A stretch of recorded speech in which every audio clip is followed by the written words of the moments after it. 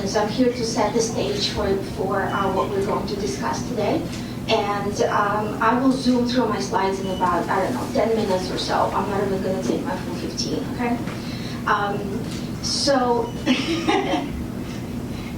Hello, Mark, come in. Hello, how are you? Okay, so hopefully, if you cannot hear me, please give me a shout, okay? Because my voice is not carrying for anything. All right, so back in the day, ships sailed for trade, for flow of capital, and basically for creation of wealth. And now, nothing is going to surprise us as far as mapping out the Earth is concerned. And now we have the digital ocean, and we have digital ships floating around. And this is what we're intensely interested in, being that we're the Digital Evolution Institute. We really want to know what is happening and how it's going to affect trade, capital, and the wealth creation. Okay, and this is why we're here, and we're talking about alternative marketplaces. Now, I'm going to set this up with a couple of slides that come from macroeconomists. This particular slide comes from the Morgan Stanley publication, but you can find this everywhere.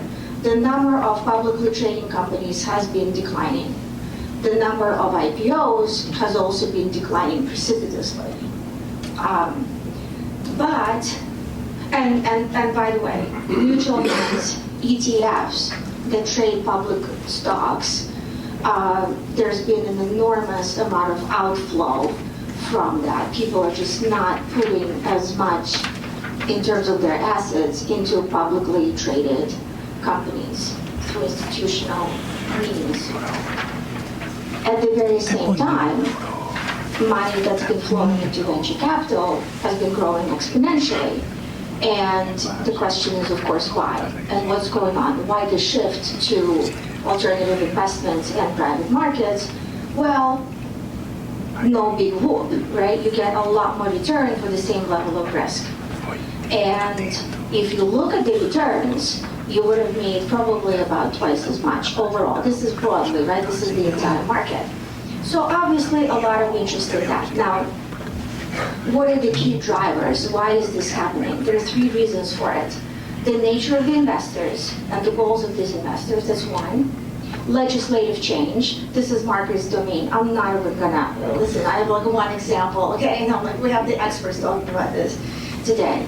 And the impact of tech, right? So, who are the investors? There are fewer and fewer individuals, and there are more and more institutions investing, right, overall on the market. We're seeing this shift. And if you look at US pensions and endowments, they have been moving towards private markets in mass.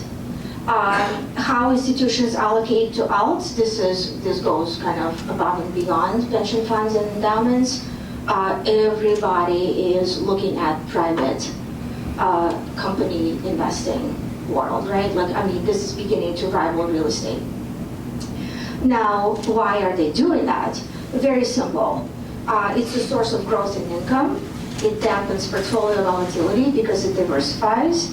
It hedges the impact of inflation. There's a ton of product innovation. There's access to institutional quality managers that's provided. And if you look at interviews, right, so this is anecdotal evidence. Jenny Johnson, CEO of Franklin Templeton, was saying that the reason they're focused on alts markets is because although only 15 or 16% of their assets are in alts, 46% of revenues are. So that tiny sliver of the market is basically where they're getting half of their revenue. So is everyone going to be doing this? Yeah, you bet it, right? Now, legislation. Again, a little bit of anecdotal evidence. ERISA established back in the day the prudent person rule, right? And asset managers were trying to interpret that. What the heck does that mean? For a while, it was interpreted as stay away from illiquid, illiquid assets, right? And then all of a sudden, in 1979, the guidelines come out, it's prudent to diversify, boom, all of a sudden it's acceptable. And there are micro shifts, right, in the market in terms of legislation. They have been happening, they will continue happening. So this carries the trend even further. And now we come to tech, because we're digital evolution. We care about tech a lot, right? So I'm going to mention Paul Romer, an economist who won the Nobel Prize. And he won it for his research into why are we wealthier today than 100 years ago, because Earth has the same amount of resources, right? So there isn't more of anything.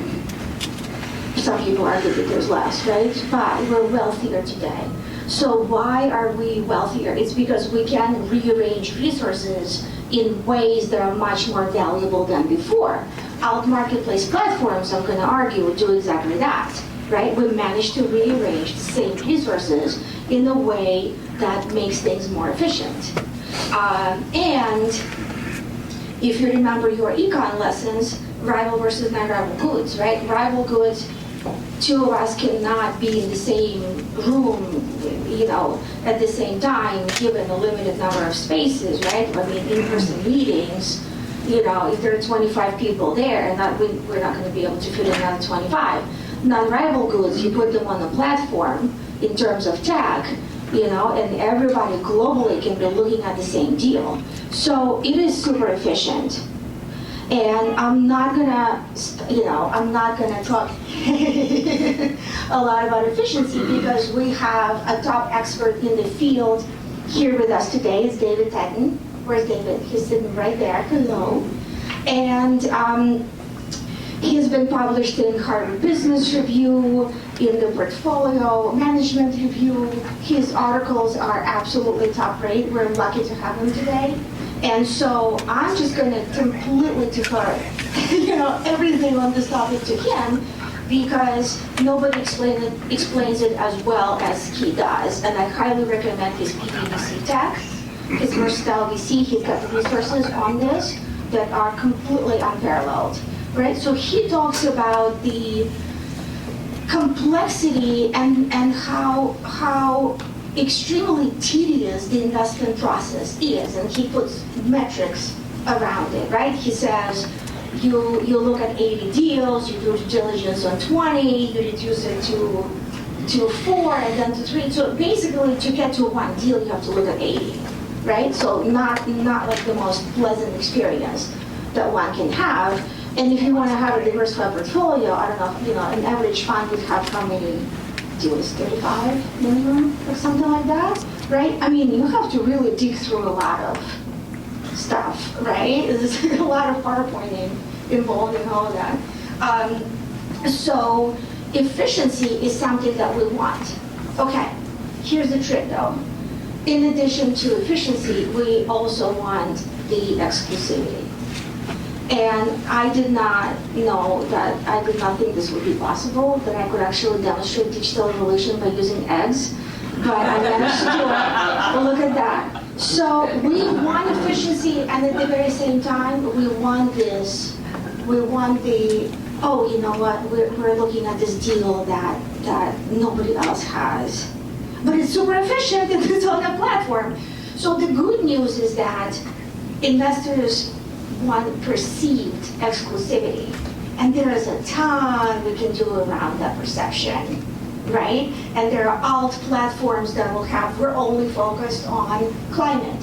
We're only focused on certain industry, right? So all of a sudden, what's going to happen is the search for that perceived exclusivity is going to be on because it's not enough to just provide efficiency. So what are the alt marketplace success drivers? Nobody knows. This is new. This is new. This is just like the ships were sailing in the past and we didn't know what was going to happen, we're again in this amazing journey of discovery through tech as to how is this going to develop and who's going to win and who's not. So I'm here as a student of this. Nobody has answered on this, but I will hypothesize. And my hypothesis is that the success factors are going to hover somewhere around here. The system, the alt marketplaces that are going to win are going to have that unique something, right? Like that's something that gives the perceived exclusivity. Obviously, it's going to provide somehow the trust, the relevance in terms of the deals, right? They're going to be offered. We need the security, for the entire platform. We will add the experts, right? Because who's looking at this? Who's saying like, does it go on the platform or not? Can you demonstrate the expert network there? The network effect, and of course, tokenization is going to come at the end of all this, right? So all of these marketplaces, given the asset management demand for offering more and more and more private deals, simply because there are fewer private companies, what's going to happen is all of these trends somehow will mature, and we're going to see who are going to be the winners and who's going to be the losers in this, because there are a ton of alt marketplaces coming on the market. So today, setting the stage for what you're going to hear later, we're going to talk about the Mercer Catholic Investment Exchange. So Rich is going to discuss this. And we're going to talk about Byte Investments and Hedger Plus and OTC Direct. So we picked a really nice representation of really forward-thinking companies that are doing some significant thought leadership, right, in their spaces. And we also threw in, for good measure, JASPI and Wintra that are helping with the ecosystem there, because in order for all of these marketplaces to be successful, we also need to be able to keep track of our investments, right, as investors, and use AI, leverage AI to help us kind of manage all of this stuff, right, and get it into the right hands. So that's what we're here presenting today.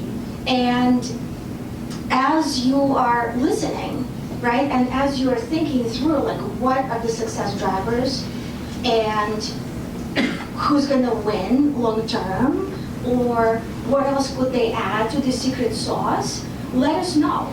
Because this is like the first time that we're really launching, kind of this topic, right? And we want to think through all of this together with you.